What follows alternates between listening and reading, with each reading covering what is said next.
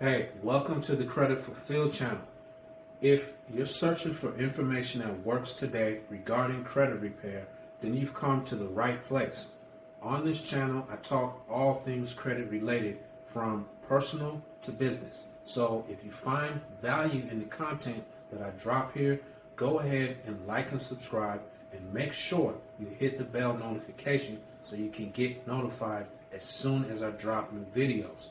With that said, let's jump right into it.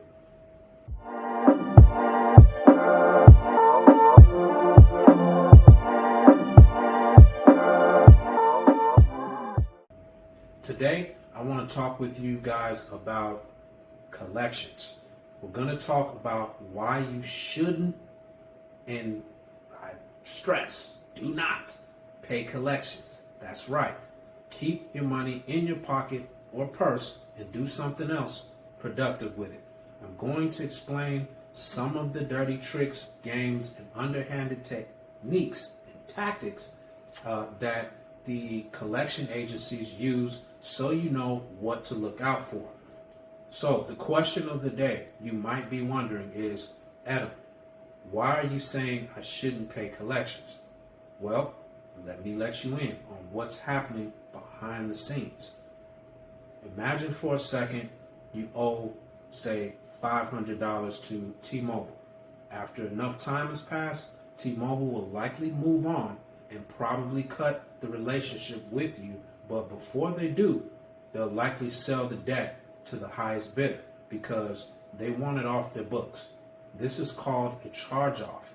The debt collection company is able to pick up the $500 debt for pennies on the dollar. So we're talking typically, 3 to 4 cents per dollar of debt will become less than $20 for XYZ collection company to pick it up. Are you seeing where, this is going? Now, the debt is now in charge-off status, and this is where the harassment starts. You know what I'm talking about. The weird phone numbers calling you seemingly every 5 minutes for, most of the day. Let's not forget the bombardment of nonstop letters you're going to start receiving as well. Look, let me be real with you. The only goal of the collection company is to collect money because, remember, they just bought a $500 debt for under 20 bucks. Therefore, anything they collect over that is a win for them. That's why they're able to pick it up for, pennies on the dollar. Now, here's one of, if not, the first thing you need to think about if you find yourself in this situation. 1, did you ever sign a contract with XYZ Collections? Did you sign a contract with XYZ Collection, or did you sign a contract with T-Mobile? Of course, the only contract you signed was with T-Mobile. So when XYZ Collections begins sweating and harassing you, keep in mind that you never did business with them in the first place. So when they start reaching out to you, either by phone or physical mail, you are never going to admit who you are. I repeat, you are not going to reveal who you are, because if you do, you'll be shooting yourself in the foot. They're going to call you and say, hey, Michelle Jones, how you doing? We're just checking to verify this is you, Michelle. You're on a recorded line. The second you admit who you are now legally bonded to pay that debt. That's why these calls are recorded, so they can catch you up knowingly, unknowingly, admitting to who you are. Another thing to keep in mind is, depending on what state you're in, there is a statute of limitation. So you'll want to know what it is for your state, because each state works differently. So generally the time frames are around 3, 5, and 7 years.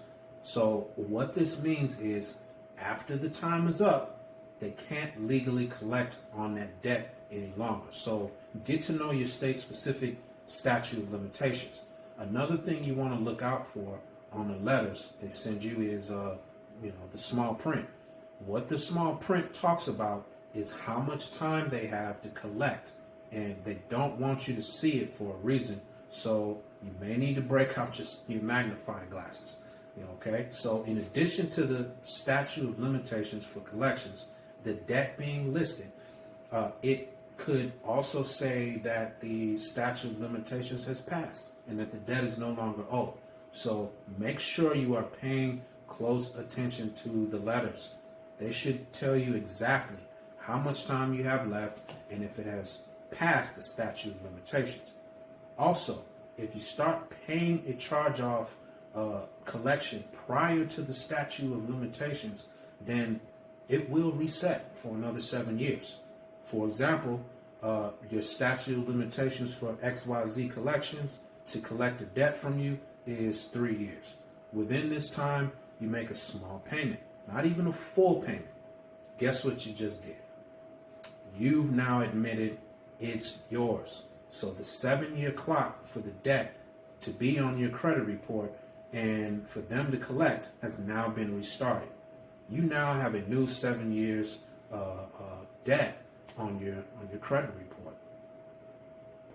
The biggest mistake I see people make is paying collection agencies. Don't forget, they don't have any legal right to collect this money unless you verify either by phone or by letter who you are and that it is indeed your debt. Once you pay the debt, you now have a paid collection on your credit report. Now, most people think, great, I paid this collection. However, and this is where the knowledge comes in. You now have a paid collection, and guess what the end result of that is? Your score doesn't go up, nor does your score go down. You just have a paid collection on your credit report, and you paid money to a company that you didn't even owe in the first place. Ouch. One more time, if you didn't catch what I just said. If you pay the charge off and go apply for a house, a car, or apply for credit cards, you now have a satisfied collection on your credit report that lenders will see, and it's going to stick out like a swollen eye on a boxer. Just because you pay the collection does not mean it comes off your credit. The collection will stay there. It just says paid collection now. So not a smart idea in my opinion, and I know without knowing you personally yet that you're way smarter than that. Look, I understand 100%. You don't want to deal with harassing phone calls, but their only job is to keep calling you and sending you letters. They just want you to pick up the phone and admit who you are. And what I advise saying to them when they call you is, I'm not sure who such and such is, and you have the wrong number. But wait, Adam, it says T-Mobile can transfer the debt to another company and that I'm still legally bound to that other company. That's a pile of you-know-what, okay? The law's the law. And until you verify it via phone or letter, you're not legally bound because they can't prove it's you. If you never verify via a letter or phone, how are they going to know it's you? I'm only telling you that if you're paying these charge-off collections because you technically don't have to. Remember, you never signed any paperwork with the collection company. Now, legal disclaimer. I am not an attorney and I am not giving you legal advice. This is for educational purposes only, okay? In general, what is it costing you to have bad credit in collections right now? It's likely costing you high interest rates, not being able to get into that hot car you want, higher payments on your house, not being able to buy your first home and having to keep paying rent, the inability to start a business or get business credit cards. Truthfully, it's costing you so much because you don't truly understand credit. If you're at the point of saying, you know what, I just want to pay these collections so they can stop blowing my phone up, I would suggest reaching out and checking out the Credit Prevail Course.